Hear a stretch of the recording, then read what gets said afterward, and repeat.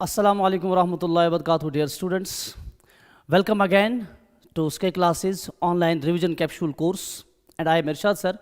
आज बेटा मैं लेके आया हूँ आपके लिए दूसरा टॉपिक, जो दूसरा इंपॉर्टेंट क्वेश्चन है आपके बोर्ड्स के लिए फॉर क्लास 12th।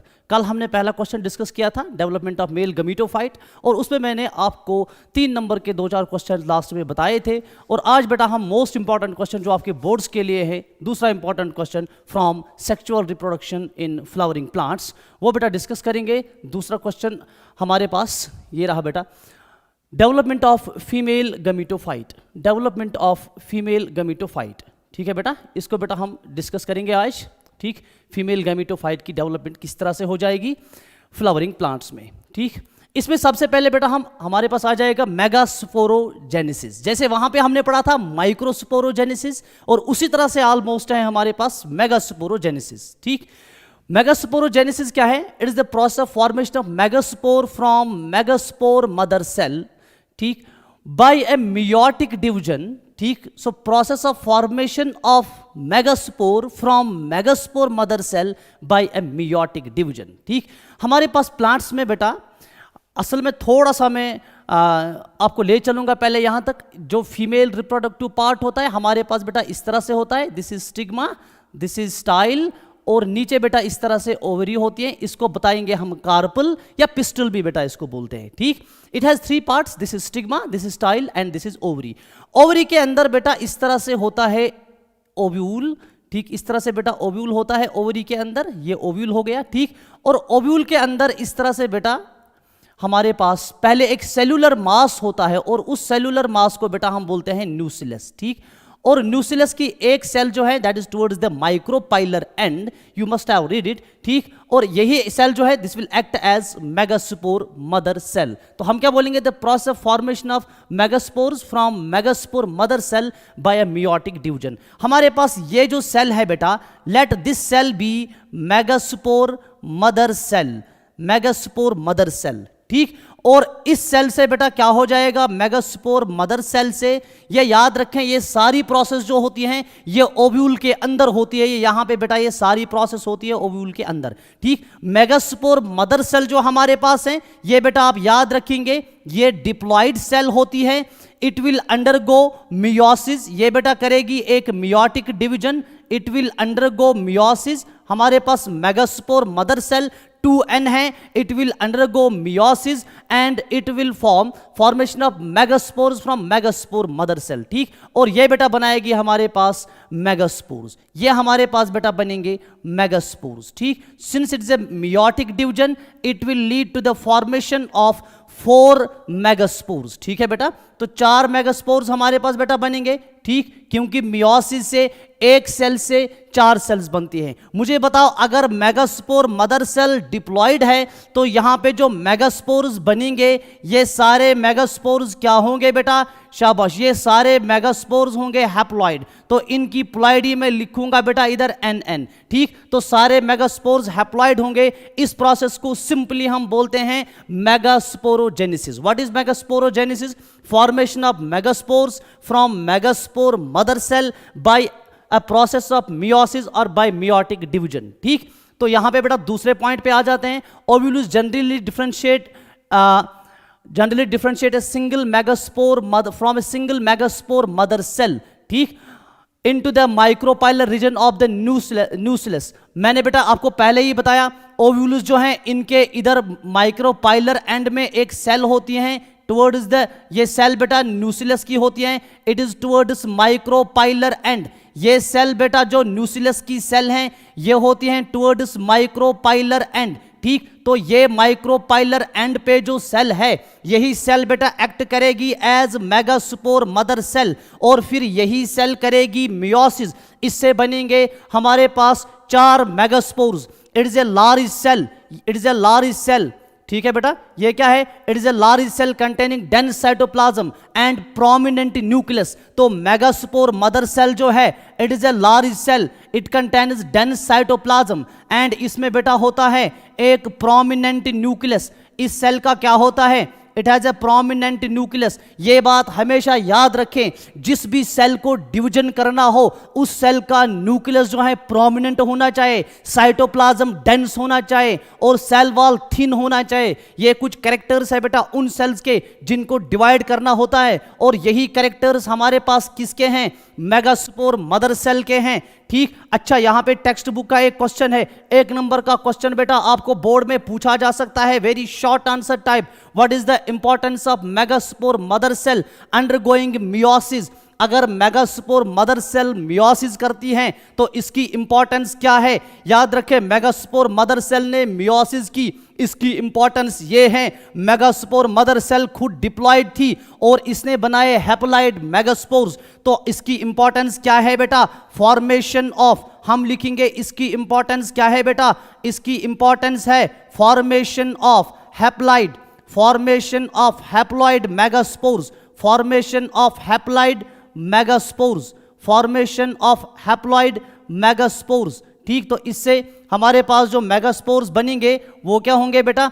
हैप्लॉइड होंगे। तो इस सिंपल प्रोसेस को हमने बोला मेगास्पोरोजेनेसिस। फिर से मैं बता रहा हूं, मेगास्पोरोजेनेसिस क्या है? फॉर्मेशन ऑफ मेगास्पोर और megaspores from megaspore mother cell by a meiotic division. Megaspore mother cell जो है बेटा वो डिप्लॉयड है, मेगास्पोर मदर सेल जो है वो डिप्लॉयड हैं और मेगास्पोर्स जो हैं ये हैप्लॉइड होंगे। ठीक, इसके बाद डायरेक्टली आ जाते हैं बेटा किस पे?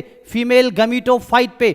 फीमेल गैमेटोफाइट पे इसकी डेवलपमेंट इंपॉर्टेंट है। इन majority of flowering plants one of the megaspore is functional while the other 3 degenerate. याद रखिए, एक मेगास्पोर मदर सेल से 4 मेगास्पोर्स बन गए, 4 में से 3 मेगास्पोर्स जो हैं बेटा ये हो जाएंगे डीजेनरेट, ये डीजेनरेट हो जाएंगे। ठीक है बेटा, ये खत्म हो जाएंगे, डीजेनरेट हो जाएंगे, और एक मेगास्पोर जो है ये बेटा सर्वाइव करेगा। तो एक ही मेगास्पोर जो है ये सर्वाइविंग मेगास्पोर है। समझ में आ रही बात? तो 3 जो है ये डिजेनरेट हो जाएंगे, एक जो सर्वाइव करेगा इसको बेटा हम बोलेंगे ये हो गया हमारे पास functional megaspore. So this one which survives, this is the functional megaspore. इसको बेटा बोलेंगे functional megaspore, this is the functional megaspore. ठीक, only the functional megaspore develop into female gametophyte that is embryo sac। याद रखे बेटा। ठीक, मैं फिर से बेटा यहां पे आपको बताने की कोशिश करूंगा, हमारे पास जो ये वाला मेगास्पोर है, ये वाला मेगास्पोर ये फंक्शनल मेगास्पोर है, और यही फंक्शनल मेगास्पोर जो है इसी से डेवलप हो जाएगा फीमेल गैमेटोफाइट। ये याद रखें बेटा, इसी से डेवलप हो जाएगा फीमेल गैमेटोफाइट। इससे बेटा क्या डेवलप हो जाएगा? Female gametophyte. और फीमेल गैमेटोफाइट का दूसरा नाम क्या है? शाबाश, इसका दूसरा नाम है एम्ब्रियो सैक। सिंपली इसका दूसरा नाम है बेटा एम्ब्रियो सैक। ठीक, तो एम्ब्रियो सैक जो फ्लावरिंग प्लांट्स में डेवलप होगा वो फंक्शनल मेगास्पोर से डेवलप होगा, वो उस मेगास्पोर से डेवलप होगा जो सर्वाइव करेगा, क्योंकि ये 3 डिजेनरेट हो जाएंगे, ये तीनों खत्म हो जाएंगे और एक सर्वाइव करेगा। इसी से हमारे पास क्या बनेगा बेटा? फीमेल गैमेटोफाइट बनेगा। ठीक, this method of embryo sac formation from a single megaspore, याद रखें फ्रॉम ए सिंगल मेगास्पोर, इसको बेटा बोलते हैं मोनोस्पोरिक डेवलपमेंट। एंजियोस्पर्म्स में जो फीमेल गैमेटोफाइट बनता है, जो एम्ब्रियो सैक बनता है, वो एक ही मेगास्पोर से बनता है, सिंगल मेगास्पोर से बनता है, इसलिए इसको बोलते हैं monosporic development. So the development of female gametophyte in angiosperms is monosporic development. समझ में आ गई बात? What is monosporic development? चलिए बेटा नेक्स्ट पॉइंट पे आ जाते हैं। What will be the ploidy of, 1 marks का वेरी शॉर्ट आंसर क्वेश्चन आपके बोर्ड्स में बेटा पूछा जा सकता है। फिर से मैंने इधर आपके लिए ये रख लिया। ठीक, what is the ploidy of cells of nucellus? Nucellus के सेल्स की प्लाइडी क्या होती हैं? जो सेल्स मैंने इधर दिखाई थी ओव्यूल के अंदर, ये न्यूसिलर सेल्स जो होती हैं इनकी प्लाइडी डिप्लॉयड होती हैं। They are 2n। ठीक है बेटा, मेगास्पोर मदर सेल चूंकि न्यूसिलस की ही सेल होती है, इसलिए मेगास्पोर मदर सेल को भी हमने क्या लिखा? डिप्लॉयड लिखा। फंक्शनल मेगास्पोर, फंक्शनल मेगास्पोर की प्लाइडी क्या है? इधर आपके लिए लिख के रखा है, ये बेटा हैप्लॉयड होता है। ठीक, and female gametophyte, female gametophyte जब बनेगा उसकी प्लॉइडी क्या होगी, मैं अभी आगे वो भी डिस्कस करूंगा। तो हमारे पास न्यूक्लियस जो है बेटा, न्यूक्लियस की प्लॉइडी क्या है, ये 2n है। मेगास्पोर मदर सेल क्या है, 2n है। फंक्शनल मेगास्पोर क्या है, ये n है। और female gametophyte I will be discussing with you in detail, ठीक है बेटा। चलिए नेक्स्ट स्लाइड पे बेटा चलते हैं। चलिए, the nucleus of the functional megaspore divides mitotically to form two nuclei. यहाँ पे mitotic division होता है to form two nuclei which move towards the opposite poles forming the two nucleate embryo sac. मैं इधर बेटा थोड़ा सा डिटेल में डिस्कस कर रहा हूँ, इधर बेटा थोड़ा सा डिटेल में डिस्कस कर रहे हैं। हमारे पास क्या था, ये हमारे पास बेटा थी मेगास्पोर मदर सेल, थी कि नहीं थी। मेगास्पोर मदर सेल जो है इसकी प्लॉइडी क्या थी, ये 2n थी, ठीक। इसने क्या कर दिया, जब मेगास्पोरोजेनेसिस होगी इसमें बेटा मियोसिस हो गई। क्या हो गई, इसमें मियोसिस हो गई। मियोसिस से हमारे पास कितने मेगास्पोर्स बन गए, शाबाश, 4 मेगास्पोर्स बन गए, ठीक। हमारे पास 4 मेगास्पोर्स बन गए। 4 में से एक मेगास्पोर जो है ये सर्वाइविंग था, ये तीनों जो है ये डिजेनरेट हो गए। ये सर्वाइविंग मेगास्पोर जो है, याद रखें, ये सर्वाइविंग या फंक्शनल मेगास्पोर जो है it divides mitotically to form 2 nuclei which move towards opposite poles. इसमें क्या हो जाएगा बेटा, let us suppose this is the surviving megaspore, this is the functional megaspore. मैं बेटा इधर लिखूंगा what is this is the functional megaspore. तो ये फंक्शनल मेगास्पोर मैंने इधर थोड़ा सा बेटा बड़ा कर दिया। This is the functional megaspore. और फंक्शनल मेगास्पोर जो है इसका न्यूक्लियस जो है इसमें हो जाएगा माइटोटिक डिवीजन। क्या हो जाएगा बेटा, इसके बाद हो जाएगा माइटोटिक डिवीजन। माइटोटिक डिवीजन जो है ये सिर्फ हो जाएगा कैरियोकाइनेसिस। इसका मतलब ये हो गया कि हमारे पास जो इस तरह से बेटा स्ट्रक्चर है फंक्शनल मेगास्पोर, इसमें 2 न्यूक्लियस बनेंगे, एक न्यूक्लियस से 2 न्यूक्लियस बनेंगे, 2 न्यूक्लियाई बेटा बनेंगे। And these 2 nuclei then move to the opposite poles. ये दोनों न्यूक्लियस बनने के बाद ये इस पोल के ओर जाएगा, एक अपर एंड के पास जाएगा, एक लोअर एंड के पास जाएगा। तो इसका मतलब हो गया इसमें माइटोसिस हो गई, एक न्यूक्लियस 2 न्यूक्लियर। ये माइटोटिक डिवीजन जो है, ये माइटोटिक डिवीजन बेटा किसका हो जाएगा, ये माइटोटिक डिवीजन न्यूक्लियस का हो जाएगा। तो 2 न्यूक्लियस बनेंगे ये, लेकिन ये दोनों न्यूक्लियस जो हैं they will move towards poles, ठीक। 2 more sequential mitotic divisions results in the formation of 4 nucleate and later 8 nucleate stage of embryo sac. अब देख लीजिए इसके बाद और 2 माइटोटिक डिवीजन हो जाएंगे, ठीक। से फॉर एग्जांपल मैं बेटा इधर दिखा रहा हूं, इसके बाद मैं इधर दिखा रहा हूं, ठीक। इसके बाद क्या हो जाएगा, लेट अस सपोज ये हमारे पास इस तरह से बेटा फंक्शनल मेगास्पोर में 2 न्यूक्लियाई बने, ये टोटल हो जाएंगे 3 माइटोटिक डिवीजन। इधर पहला माइटोटिक डिवीजन फंक्शनल मेगास्पोर में हो गया तो 2 न्यूक्लियस बन गए। अब एक और माइटोसिस हो जाएगी तो यहाँ पे बेटा एक और माइटोटिक डिवीजन हो जाएगा। तो ये न्यूक्लियस जो है इट विल डिवाइड अगेन, ये वाला न्यूक्लियस, और इससे फिर 2 न्यूक्लियाई बनेंगे। और ये वाला न्यूक्लियस जो है it will divide again by a mitotic division. तो इससे फिर 2 न्यूक्लियस बनेंगे। ये माइटोटिक डिवीजन नंबर 1 हो गया, ये माइटोटिक डिवीजन नंबर 2 हो गया। इसके बाद बेटा एक और माइटोटिक डिवीजन हो जाएगा, उससे क्या हो जाएगा, देखो पहले 1 था, 1 से 2 बन गए, फिर 2 थे, 2 से 4 बन गए। अब ये वाला जब माइटोसिस करेगा इससे 2 बनेंगे। तो मैं बोलूंगा इधर ऊपर बनेंगे कितने बेटा न्यूक्लियस बनेंगे, इधर ऊपर 4 न्यूक्लियस बनेंगे, और इधर नीचे भी कितने न्यूक्लियस बेटा बनेंगे, 4 न्यूक्लियस बनेंगे। 4 न्यूक्लियस एक पोल पर बन गए और 4 न्यूक्लियस इधर बन गए। तो मैं बोलूंगा ये वाला स्टेज जो है it is 2 nucleate stage, it is 2 nucleate stage. ये वाला स्टेज जो आ गया इसको बेटा बोलेंगे 2 न्यूक्लिएट स्टेज, और इसको क्या बोलेंगे, इसको बोलेंगे 4 न्यूक्लिएट स्टेज। ये इसको बेटा बोलेंगे हम 4 न्यूक्लिएट स्टेज। इसमें 4 न्यूक्लियस बन गए। And what is this is 8 nucleate stage.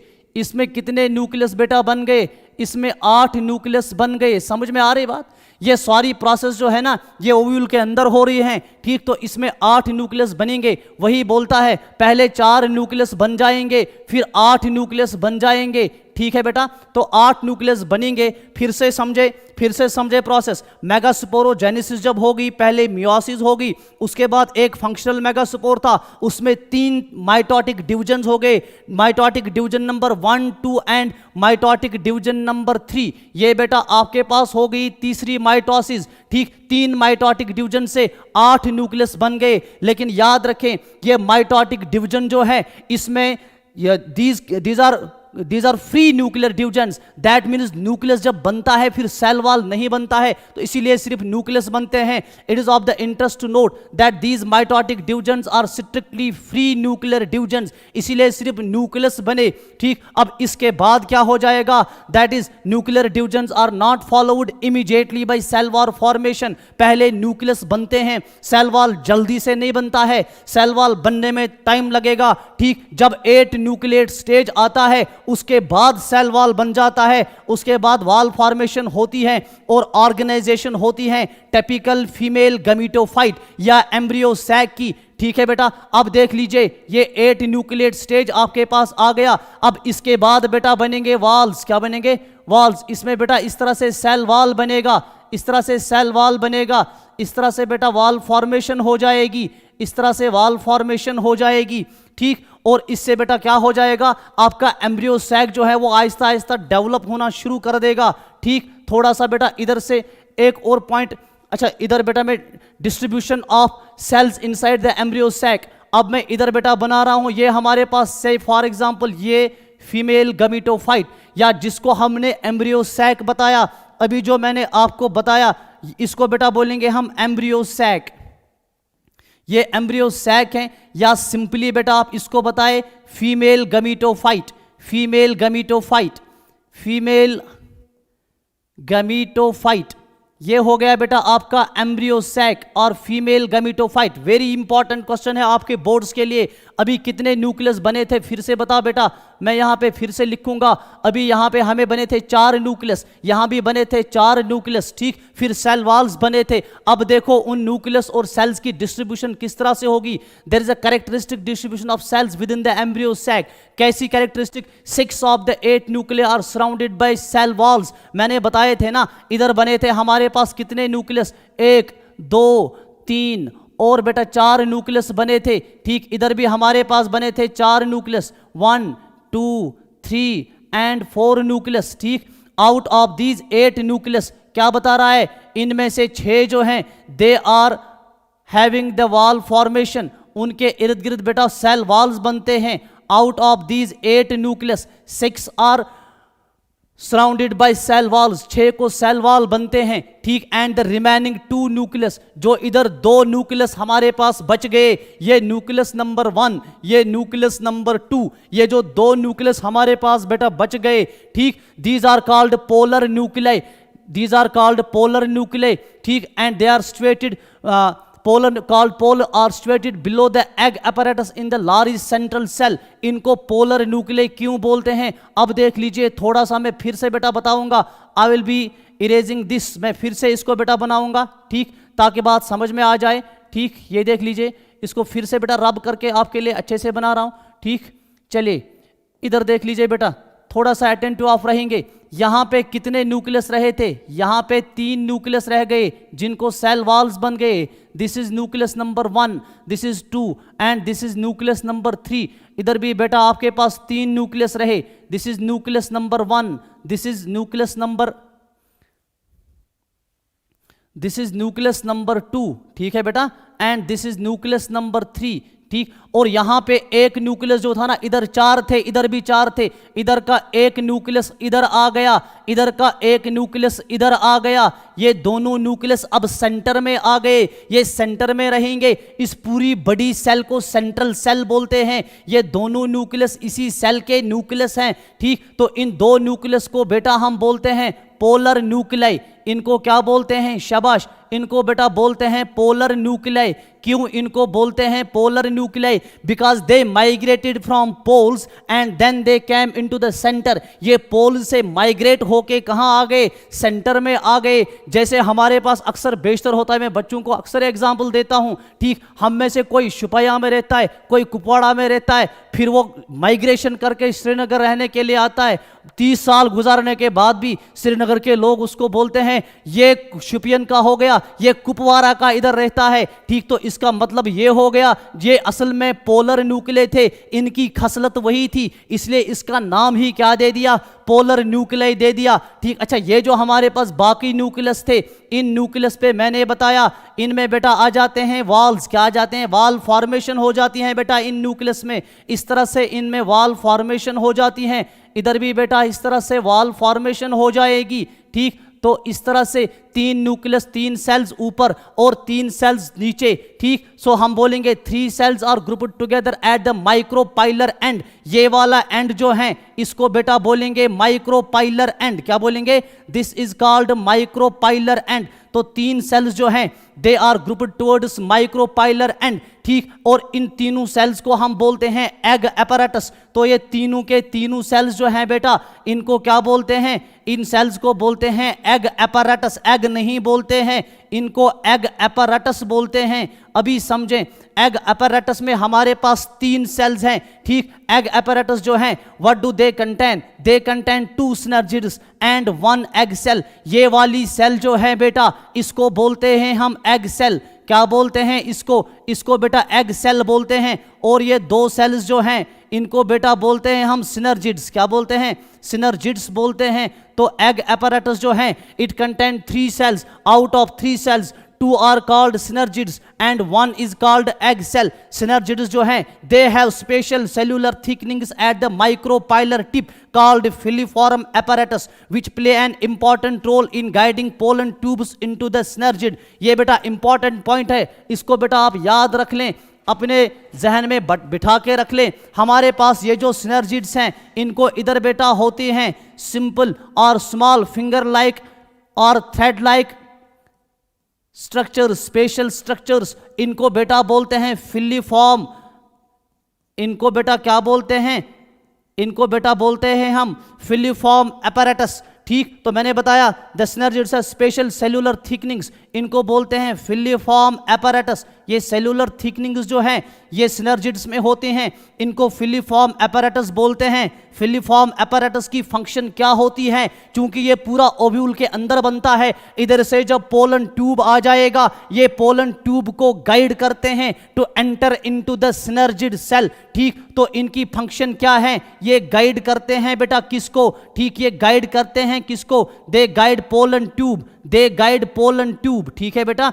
इनकी फंक्शन क्या होती है? ये पोलन ट्यूब को गाइड करते हैं, ठीक। 3 cells at the chalazal end are called antipodal cells। ये 3 सेल्स जो इधर बेटा चलाजल एंड पे हैं इन सेल्स को क्या बोलते हैं? इनको बेटा हम बोलते हैं एंटीपोडल सेल्स। याद रखना बेटा इनको बोलते हैं एंटीपोडल सेल्स। फीमेल गमीटोफाइट के अंदर सेल्स की डिस्ट्रीब्यूशन क्या है मैं आपके साथ डिस्कस कर रहा हूं। टोटल हमारे पास जो 4 न्यूक्लियाई ऊपर बने थे, 4 न्यूक्लियाई नीचे बने थे। ऊपर के 4 में से एक सेंटर में आया, नीचे के 4 में से एक सेंटर में आया। ये भी एक जो है ना ये पोल पे था, ऊपर वाले पोल पे, ये न्यूक्लियस नीचे वाले पोल पे था। ये दोनों न्यूक्लियस सेंटर में आ गए, इसलिए इनको पोलर न्यूक्लियाई बोलते हैं। ऊपर जो 3 न्यूक्लियाई रहे थे उनमें वाल फॉर्मेशन हो गई, उन्होंने सेल्स बनाई। उन सेल्स को क्या बोलते हैं? एंटीपोडल सेल्स बोलते हैं। These antipodal cells are present towards chalazal and,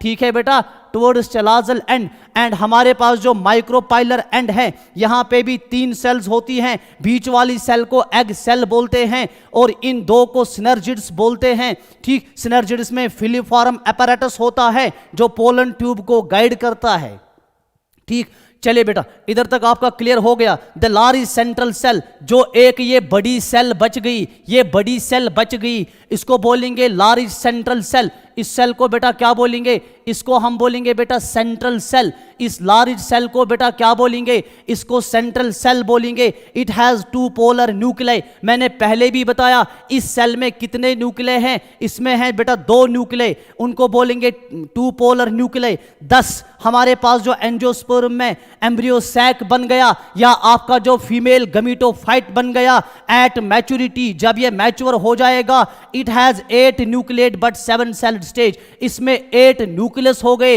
लेकिन सेल्स कितनी हैं, सेल्स 7 ही हैं। जरा हम गिन ले, इसका हिसाब दे देंगे। न्यूक्लियस 1 2 3, 3 न्यूक्लियस हो गए, 4 और 5 न्यूक्लियस हो गए, 6 7 और 8 न्यूक्लियस हो गए। तो न्यूक्लियस कितने बेटा हो गए, 8 न्यूक्लियस हो गए। सेल्स कितनी हैं, सेल्स 7 ही है, 1 2 3 4 5 6, और ये एक बड़ी सेल। तो फीमेल गमीटोफाइट डेवलप होने के बाद इसमें हमारे पास सेल्स कितनी हैं बेटा, इसमें 7 सेल्स है, और न्यूक्लियस कितने हैं, न्यूक्लियस 1 है। इसका सीधा मतलब ये हो गया कि एक सेल के पास 2 न्यूक्लियस है। कौन सी सेल है वो जिसके पास 2 न्यूक्लियस हैं, वो सेंट्रल सेल है। तो मैं बोल सकता हूं कि ये वाली सेल जो है ये हैप्लॉइड है, ये वाली सेल जो है ये हैप्लॉइड है, ये वाली सेल जो है ये हैप्लॉइड है, ये तीनों सेल्स जो है ये हैप्लॉइड है, ठीक। और ये सेंट्रल सेल जो है इसको बेटा हम बोलते हैं, इसकी प्लॉइडी क्या है, सेंट्रल सेल की प्लॉइडी क्या है, इट इज n+n। इसकी प्लॉइडी क्या है बेटा, n+n है, क्योंकि इसमें 2 न्यूक्लियस हैं। ये तीनों सेल्स जो हैं इसकी प्लॉइडी क्या है, दे आर n। और सिनर्जिड जो है हैप्लॉइड है, दूसरी सिनर्जिड हैप्लॉइड है। आपका एग apparatus जो है बेटा ये भी हैप्लॉइड है। डबल फर्टिलाइजेशन में हमने इसका हिसाब देना पड़ेगा कि इसके साथ आगे क्या हो जाएगा, ठीक है बेटा। चलिए, ये तो बेटा इधर तक हमारा हो गया डेवलपमेंट ऑफ फीमेल गमीटोफाइट। पूरी तरह से समझें फीमेल गमीटोफाइट जो है ये किस तरह से डेवलप होगा। मैं फिर से एक ओवरव्यू देता हूं। हमारे पास क्या थी, हमारे पास थी ना megaspore mother cell. Megaspore mother cell ने मियोसिस किया। क्या किया बेटा, इसने मियोसिस किया और इसने बनाए ना 4 मेगास्पोर्स। तो मैं एक को ही बनाऊंगा, एक को हमने बताया ना ये फंक्शनल मेगास्पोर है। ये क्या है बेटा, ये फंक्शनल मेगास्पोर है। ये डिप्लॉइड थी ना MMC, तो फंक्शनल मेगास्पोर क्या बन गया था, ये हैप्लॉइड बन गया था। और समझ में आ रही बात, ठीक। अच्छा, फंक्शनल मेगास्पोर ने कितने न्यूक्लियर डिवीजन्स किए, इसमें 3 माइटोटिक डिवीजन्स हो गए कि नहीं हो गए। मैंने पीछे दिखाया, अभी मैं आउटलाइन में फिर से दिखा रहा हूं। और 3 माइटोटिक डिवीजन होने के बाद इसने एम्ब्रियो सैक बनाया कि नहीं बनाया। अब मुझे बताओ, ये हमारे पास हैप्लॉइड है। अगर हैप्लॉइड सेल माइटोटिक डिवीजन करेगी, उससे जितनी भी सेल्स बनेंगे वो सारी क्या होंगी, वो हैप्लॉइड ही होंगी। तो हमारे पास जो इधर बेटा ये इस तरह से 3 सेल्स बन गई, इधर 3 सेल्स बन गई। समझ में आ रही बात, इनको एंटीपोडल सेल्स बोला और इनको सिनर्जिड्स और एग सेल बोला। तो ये सारे के सारे हैप्लॉइड हैं। ये जो हमारे पास 2 पोलर न्यूक्लियस हैं, ये एक न्यूक्लियस भी हैप्लॉइड है, ये दूसरा न्यूक्लियस भी हैप्लॉइड है। एग सेल जो है ये भी हैप्लॉइड है, सिनर्जिड्स के सेल्स जो है ये भी हैप्लॉइड है, एंटीपोडल्स के सेल्स जो है ये भी हैप्लॉइड है। समझ में आ रही बात। इसको बेटा बोलेंगे हम डेवलपमेंट ऑफ फीमेल गमीटोफाइट। इसी तरह से आपने बोर्ड के पेपर पे इसको छापना है, डायग्राम अच्छे से बनानी है, ठीक। आगे हम देखेंगे डबल फर्टिलाइजेशन में इसका क्या हो जाएगा, वो मैं नेक्स्ट लेक्चर में डिस्कस करूंगा। लेकिन अभी जो हमारे पास अभी टाइम बचा है, तब तक बेटा मैं डिस्कस करूंगा आपके साथ पोलन पिस्टल इंट्रैक्शन। 3 नंबर का क्वेश्चन आ सकता है बेटा बोर्ड्स में, पोलन पिस्टल इंट्रैक्शन। ये बेटा 3 नंबर का क्वेश्चन आपके बोर्ड्स में आ सकता है। What does this mean? देखिए, पोलन पिस्टल इंट्रैक्शन को समझने के लिए एक थोड़ा सा बेटा आपको मैं ये इधर बेटा समझा रहा हूं। लेट अस सपोज हमारे पास ये पोलन ग्रेन है। ये पोलन ग्रेन जो है ये लैंड हो जाएगा स्टिग्मा पे। किसके ऊपर बेटा लैंड हो जाएगा? स्टिग्मा के ऊपर लैंड हो जाएगा। ये पोलन ग्रेन इधर गिर गया, ये स्टिग्मा के ऊपर चढ़ गया, ठीक। तो स्टिग्मा के अच्छा, स्टिग्मा पे कौन सा पोलन ग्रेन गिरेगा? देखिए, हमारे जो यूजुअली बगीचे होते हैं या हमारे अक्सर अगर आप देखेंगे हमारे बाग में एप्पल का प्लांट भी उधर ही होगा, पियर का प्लांट भी उधर ही होगा, एप्रिकॉट भी उधर ही होगी, बहुत सारे प्लांट्स होंगे। तो यूजुअली क्या होता है, एक प्लांट का पोलन ग्रेन दूसरे के स्टिग्मा पे भी गिर सकता है, लेकिन क्या इस पोलन ग्रेन से पोलन ट्यूब डेवलप हो जाएगा या क्या इसको ये स्टिग्मा अलाउ करेगा कि ये जर्मिनेट हो जाए और फिर फर्टिलाइजेशन करे? उसको सिंपली हम बोलेंगे पोलन पिस्टल इंटरेक्शन। मैंने अभी बताया पॉलिनेशन जो है it does not guarantee the transfer of right type of pollen grain, compatible pollen grain of same species as the stigma. इसका मतलब हो गया पॉलिनेशन जो है इसकी जिम्मेदारी ये नहीं है कि एप्पल के ऊपर किसका पोलन ग्रेन गिरेगा, क्या एप्पल का ही पोलन ग्रेन गिरेगा या पियर का या एप्रिकॉट का पोलन ग्रेन गिरेगा, ये पॉलिनेशन की जिम्मेदारी नहीं है। ठीक, ऑफन अक्सर बेशतर क्या होता है, wrong type of pollen grain जो है फ्रॉम अदर स्पीशीज ये भी प्लांट के ऊपर गिर जाते हैं, इसको बेटा बोलेंगे। ठीक, एंड कभी कभी क्या है, सेल्फ इनकम्पैटिबल पोलन ग्रेन भी गिरते हैं, यानी अगर एप्पल का प्लांट है उसके ऊपर एप्पल का पोलन ग्रेन गिर गया लेकिन वो पोलन ग्रेन सेल्फ इनकम्पैटिबल होता है, वो अपने ही एप्पल प्लांट में जर्मिनेट नहीं हो जाएगा, फर्टिलाइजेशन नहीं कर पाएगा। ठीक, ऐसे भी पोलन ग्रेन्स जो है ना ये स्टिग्मा पे गिर जाते हैं। तो हमारे पास पिस्टल जो है, स्टिग्मा जो है या कार्पल जो है, जो स्टिग्मा है इसके पास एबिलिटी है to recognize the pollen grain, ये इन पोलन ग्रेन्स को रिकॉग्नाइज करता है। ठीक, whether this is right type that is compatible pollen grain और wrong type that is incompatible pollen grain. तो हमारे पास ये स्टिग्मा जो है यहाँ पे रिसेप्टर्स होते हैं, ये बेटा किस में हेल्प करते हैं, ये रिकॉग्निशन ऑफ पोलन ग्रेन में हेल्प करते हैं। क्या पोलन ग्रेन कंपैटिबल है या पोलन ग्रेन इनकम्पैटिबल है? If it is right type pollen grain the pistil accepts the pollen grain and promotes post pollination events. ठीक है बेटा, अगर ये राइट टाइप का पोलन ग्रेन था तो पिस्टल इसको रिकॉग्नाइज करेगा and it will promote post pollination events, that means fertilisation की ओर जाएगा। ठीक, इट लीड्स टू फर्टिलाइजेशन, जैसे मैंने बताया आपको। ठीक, if the pollen grain is of wrong type, अगर रॉन्ग टाइप था तो रॉन्ग टाइप पोलन ग्रेन दो तरह के हो सकते हैं, या तो दूसरी स्पीशीज का पोलन ग्रेन हो सकता है या फिर अपनी ही स्पीशीज का पोलन ग्रेन हो सकता है, लेकिन वो सेल्फ इनकम्पैटिबल हो। ठीक, ये दोनों तरह के पोलन ग्रेन्स जो हैं, ठीक, the pistol rejects the pollen by preventing pollen germination on the stigma, ये इनको जर्मिनेट नहीं होने देगा, पोलन ट्यूब की ग्रोथ नहीं हो जाएगी स्टाइल में, इस तरह से पोलन ग्रेन रिजेक्ट हो जाएगा। अब देख लीजिए बेटा, the ability of the pistil to recognize the pollen is followed by acceptance और rejection of the rejection is the result of a continuous dialogue between the pollen grain and the pistil। यहाँ पे continuously एक dialogue चलता है, ये pollen grain है, ये pistil है, इनके बीच में इस तरह से ये आपस में dialogue करते हैं, ये एक दूसरे को receive करते हैं, ये इनके पास signals होते हैं, receptors होते हैं, जिससे ये एक दूसरे को पहचानते हैं। क्या ये pollen grain जो है it is of right type pollen grain, अगर ये right type का pollen grain था तब ये germinate हो जाएगा और germination के बाद आगे इस पोलन ग्रेन से क्या हो जाएगा, फर्टिलाइजेशन हो जाएगा। ठीक, the dialogue is mediated by chemical components of pollen interacting with those of the pistil. ये डायलॉग जो है इट इज केमिकल डायलॉग, ये हमारे पॉलिटिशियंस का डायलॉग नहीं है। हम किसी मसले को हल करेंगे, केमिकल रिसेप्टर्स होते हैं, वो एक दूसरे को रिकॉग्नाइज करते हैं, तब जाके पोलन ग्रेन जो है ये जर्मिनेट हो जाता है।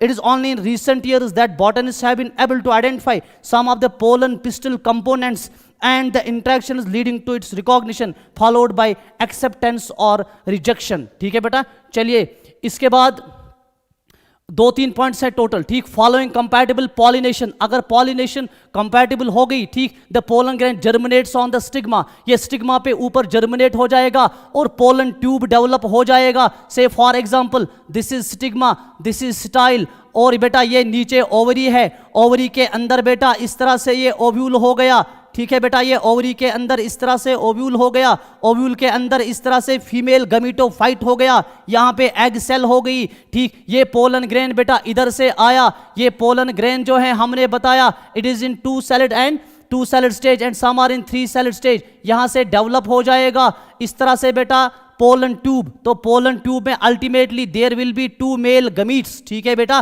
तो ये नीचे आ जाएगा। The contents of the pollen grain move into the pollen tube, वही मैंने बताया, pollen tube grows through the tissues of stigma and style and reaches the ovary. ये पोलन ट्यूब इस तरह से ग्रो हो जाएगा और ये ओवरी तक बेटा इस तरह से पहुंच जाएगा, ठीक। अच्छा, ऑल दीज इवेंट्स फ्रॉम, पूरे इवेंट्स अब याद रखें, all these events from pollen deposition, जब से पोलन ग्रेन स्टिग्मा के ऊपर गिर जाता है on the stigma until the pollen tubes enter into the ovule, ठीक। इस यहां लैंडिंग से लेके यहां पोलन ग्रेन बेटा लैंड हो गया, लैंडिंग से लेके जब ये इधर ओव्यूल के अंदर जाएगा, ठीक है बेटा, ओव्यूल के अंदर जाएगा, इस पूरे प्रोसेस को हम बोलते हैं pollen pistol interaction. So this was your pollen pistol interaction. 3 marks का आपके बोर्ड में आ सकता है। तो आज के लेक्चर में मैंने बेटा डिस्कस किया आपके 2 important questions, one of 5 marks and other of 3 marks, ठीक। Have a nice day, we will meet tomorrow in the next lecture.